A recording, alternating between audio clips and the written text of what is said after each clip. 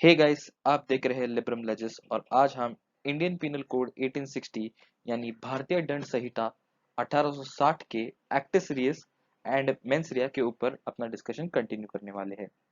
दोस्तों, पिछली वीडियो में हमने एक्टिस रियस को डिस्कस किया, उसे जाना, और आज हम इस वीडियो में मेंस रिया को डिस्कस करेंगे और उसे जानने की कोशिश करेंगे। दोस्तों, हमने पिछली वीडियो में ही ये जान लिया था कि मेंस रिया मतलब गिल्टी माइंड यानी दोषी मन, और आज इस वीडियो में हम मेंस रिया को और डीप में समझने की कोशिश करेंगे। दोस्तों, the concept of mens rea was introduced in the 17th century. 17वीं शतक में जब actus non facit reum nisi mens sit rea ये मैगजीन उभर कर सामने आया, तब जजेस को ये लगने लगा कि सिर्फ फिजिकल एक्ट या एक्टिस रियस किसी व्यक्ति को अपराधी घोषित करने के लिए काफी नहीं है। ये मैगजीन ने कहा, कोई कृत्य को अपराध तब कहा जाएगा जब वो कृत्य दोषी भाव से किया हो। Mens rea, or the element of guilty mind, is very important so as to make an act of a person criminally liable for punishment. The presence of mens rea implies that the wrongdoer had the ability to choose between what is good and what is not. यानी दोस्तों, किसी भी इंसान को किए गए अपराध के लिए सजा तभी हो सकती है जब वो इंसान दोषी भाव से वो कृत्य कर रहा हो, क्योंकि दोषी भाव इकलौता ऐसा जरिया है जिसके थ्रू हम ये कह सकते हैं कि सही और गलत का विकल्प होते हुए, उसे समझते हुए किसी इंसान ने गलत विकल्प चुना। दोस्तों, इसी बात पर गौर किया गया है 2018 के श्रीमती परमो वर्सेस स्टेट ऑफ यूपी की केस में। दोस्तों, इस केस में एक औरत जो मेंटली रिटार्डेड थी, अनसाउंड थी, उसने अपनी बेटी का गला काटकर खून कर दिया। इलाहाबाद हाईकोर्ट ने यह हेल्ड किया कि किसी भी कृत्य को अपराध कहने के लिए दोषी भाव का उपस्थित होना बहुत जरूरी है। दोस्तों, इसी प्रकार हम अनसाउंड माइंड के व्यक्ति से यह उम्मीद नहीं कर सकते कि उसने उसे अपने एक्शंस का ज्ञान हो, उसकी समझ हो, और इसीलिए यह माना जाएगा कि अनसाउंड माइंड के व्यक्ति के पास क्राइम या अपराध करने के लिए दोषी मन नहीं है। इस तरह इस केस में धारा 84 के तहत अक्यूज्ड को नॉट गिल्टी का करार देके कोर्ट ने बरी कर दिया। दोस्तों, अब सवाल उठता है, इंडिया के लॉ ने या लेजिस्लेचर ने इस डॉक्ट्रिन को कैसे और किस तरह अपनाया। यहाँ पर दोस्तों मैं आपको बता दूं, इंडियन लेजिस्लेचर ने इस डॉक्ट्रिन को डायरेक्टली कहीं पर भी स्पेसिफिकली एडमिट नहीं किया है। This doctrine has been evolved through court judgments. न्यायालय के फैसलों से ये डॉक्ट्रिन, ये कंसेप्ट विकसित हुई है। लेकिन दोस्तों, हमें इंडियन एविडेंस एक्ट 1872 और इंडियन पिनल कोड 1860 में इसका इनडायरेक्ट रेफरेंस देखने मिलता है। दोस्तों, एविडेंस एक्ट के सेक्शन 14 में it has been stated that facts which indicate state of mind or intention are relevant fact in issues। यानी ऐसे फैक्ट्स जो किसी इंसान के स्टेट ऑफ माइंड को इंडिकेट करता हो, वो फैक्ट्स रेलेवेंट होंगे और फैक्ट्स इन इश्यू होंगे। और अगर बात करें आईपीसी की, तो आईपीसी में हमें मेंस रिया का वर्णन दो तरीकों से देखने मिलता है। दोस्तों, सबसे पहले लॉ मेकर्स ने आईपीसी में हर क्राइम को डिफाइन करते वक्त कुछ चुनिंदा शब्द जैसे intention, fraud, knowledge, knowingly, voluntarily का इस्तेमाल किया है। इन शब्दों द्वारा आईपीसी में लॉ मेकर्स ने मनुष्य के दोषी मन को दिखाने की कोशिश की है। और दूसरा, आईपीसी में चैप्टर 4 को शामिल किया गया है। दोस्तों, ये चैप्टर जनरल एक्सेप्शंस के बारे में बात करता है, जो बिना इरादे से किए गए एक्शंस को शामिल करता है। दोस्तों, यहाँ पे नोट करना, इंटेंशन को प्रूव करने का बर्डन हमेशा कंप्लेनेंट पे होगा, जबकि एक केस जनरल एक्सेप्शंस में आती है, ये प्रूव करने का बोझ हमेशा अक्यूज्ड पे होगा।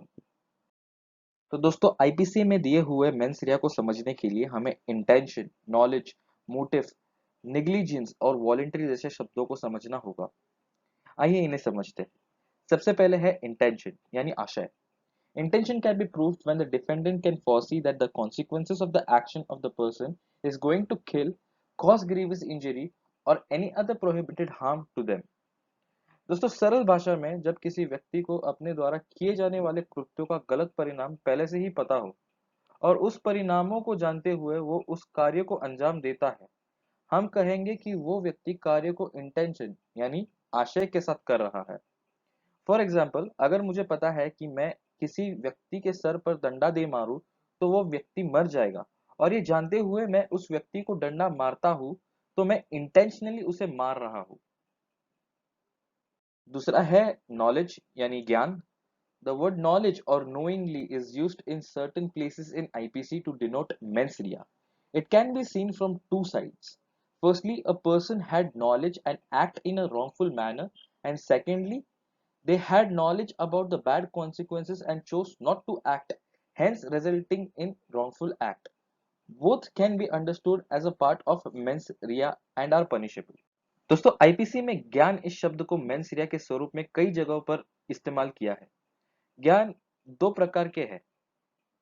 पहला, इंसान को ज्ञान है कि उसका कार्य गलत है, या दूसरा, आदमी को ज्ञान है कि कार्य का परिणाम गलत है और अगर ज्ञान होते हुए कोई व्यक्ति ऐसे कार्य को अंजाम दे तो वो पनिशेबल है दोस्तों।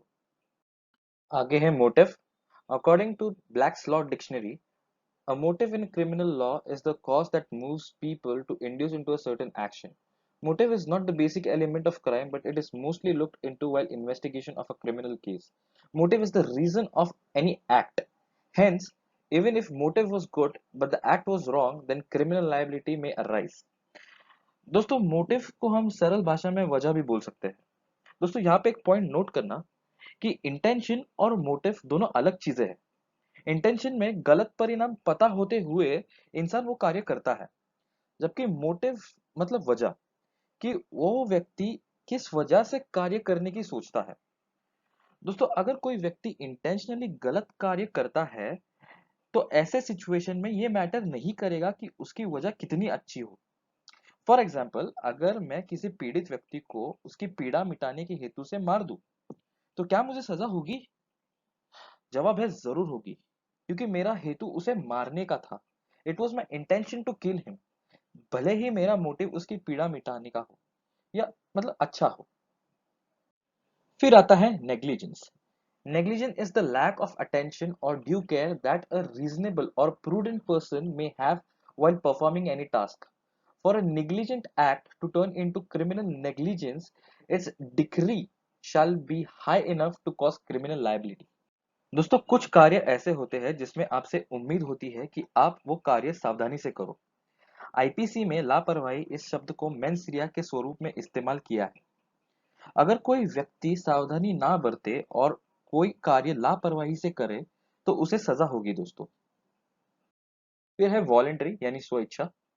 This word is used in the court to show that the person doing an act had the knowledge of what they are doing and had full control of their action.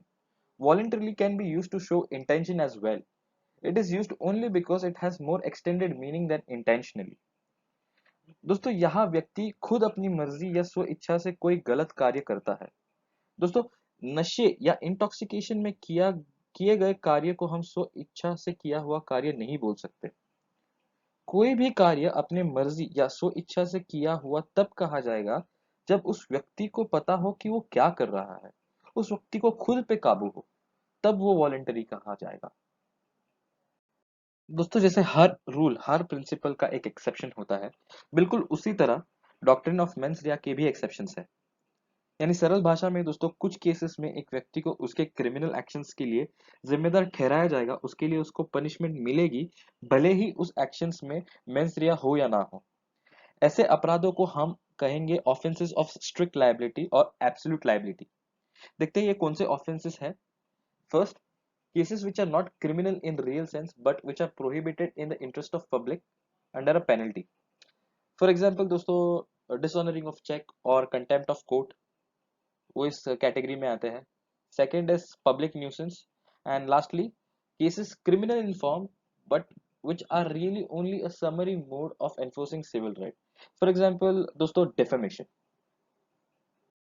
तो दोस्तों ये था Indian penal code यानी भारतीय दंड संहिता 1860 के एक्टिस race और mains rea। दोस्तों आपको अगर ये वीडियो पसंद आया हो तो लाइक कीजिए, मुझे कमेंट में ज़रूर बताइए आपको ये वीडियो कैसा लगा और सब्सक्राइब करना ना भूलिए दोस्तों। Thank you, see you next time.